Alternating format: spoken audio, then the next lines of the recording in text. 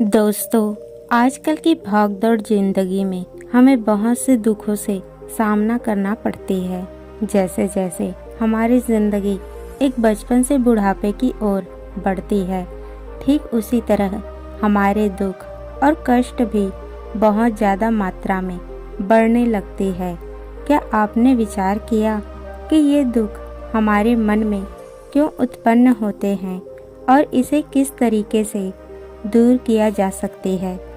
दोस्तों, भगवान बुद्ध की बताई गई कुछ कारणों को विस्तार से बताएंगे। एक बार गौतम बुद्ध और उनके शिष्य एक वन से गुजर रहे थे। बहुत देर चलने के बाद सभी लोग थक चुके थे। तभी बुद्ध और उनके शिष्य एक विशाल पेड़ के नीचे बैठ जाते हैं। उस पेड़ के नीचे एक अलग सी शांति होती है। सभी लोग चुपचाप शांति का अनुभव कर रहे होते हैं। थोड़ी देर बाद बुद्ध के शिष्य के मन में एक सवाल उठता है। शिष्य बुद्ध से पूछते हैं, बुद्ध, मैं आपसे एक प्रश्न पूछना चाहता हूँ। बुद्ध कहते हैं, पूछो, क्या प्रश्न है तुम्हारा? शिष्य बोलते हैं, महाराज, मैंने कभी आपको दुखी नहीं देखा। आपके चेहरे पर हर समय एक अलग सी मुस्कान रहती है जो हमारे भीतर आनंद भर देती है। आपके चेहरे में एक अलग सी चमक होती है जो दुखों को कोसों दूर रखती है। भिक्षु बनने से पहले मेरे जीवन में बहुत सारा दुख था, जिसके कारण मैं भिक्षु बन गया, पर अभी तक मैं नहीं समझ पाया कि दुख है क्या। बुद्ध मुस्कुराते हुए बोले कि दुख एक विचार से ज्यादा कुछ भी नहीं है। सभी लोग ये बात सुनकर चौंक गए। परंतु महाराज, विचार तो आते हैं और चले जाते हैं, पर दुख एक बार जो आता है तो जाने का नाम ही नहीं लेता। बुद्ध बोले, मैं तुम्हें एक छोटी सी घटना बताता हूँ। एक नगर में एक धनी व्यक्ति रहता था। उनके पास बहुत वफादार नौकर रहा करता था। उस धनी व्यक्ति को अपने नौकर पर बहुत भरोसा था। एक दिन उस धनी व्यक्ति को किसी काम के वजह से बाहर जाना पड़ा। जब वे व्यक्ति 2 दिन बाद बाहर से लौटे तो एक कीमती सामान खरीद कर ले आते हैं। वह व्यक्ति उस कीमती सामान को अपने कमरे में बड़ा सजा कर रखता था और अपने नौकर से कह देता कि तुम्हें खास तौर पर इस चीज पर ध्यान रखना है।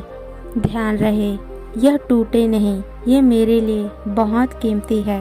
नौकर कहता है, जी मालिक, मैं इसका पूरा ख्याल रखूंगा, आप चिंता न करें। अगले ही दिन वह नौकर पूरे घर की सफाई कर रहा होता है। सफाई करते वक्त जब उसे मालिक की कीमती सामान को अपने हाथ में लेकर साफ करता, किसी कारणवश वह अचानक उसके हाथ से फिसल जाता और वो सामान नीचे गिर जाता। जब यह बात धनी व्यक्ति को पता चलता तो उन्हें बहुत डांटता है और धमकाता है, लेकिन वो क्या करे, उन्हें तो निकाल नहीं सकता, क्योंकि वह नौकर उनके लिए बहुत वफादार और ईमानदार है। जब रात हुई तो मालिक को नींद नहीं आ रही थी। मालिक ने जब आधी रात को अपने नौकर के पास गया तो वह देखा कि उनके नौकर आराम से सो रहा है। यह देखकर मालिक को बहुत गुस्सा आ गया, लेकिन फिर भी वह क्या कर सकता था। वह उसे निकाल तो नहीं सकता, क्योंकि उसका नौकर बहुत ईमानदार और वफादार है। यह देखकर मालिक अपने कमरे में चला जाता है और अगले दिन सुबह धनी व्यक्ति सोचता है कि मैं इस समस्या से कैसे निकलूं।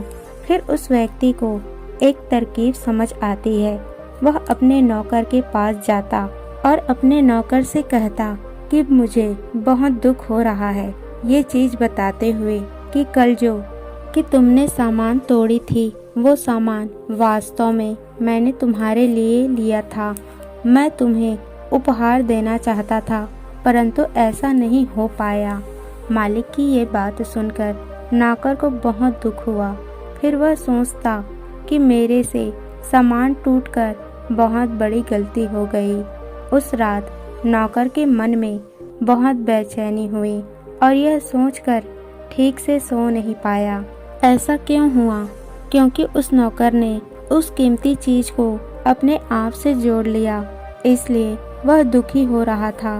पहले उस नौकर के मन में यह विचार नहीं था कि वह कीमती चीज मेरी है, पर अब उसके मन में यह विचार है कि अगर वो कीमती चीज न टूटती तो मेरी होती।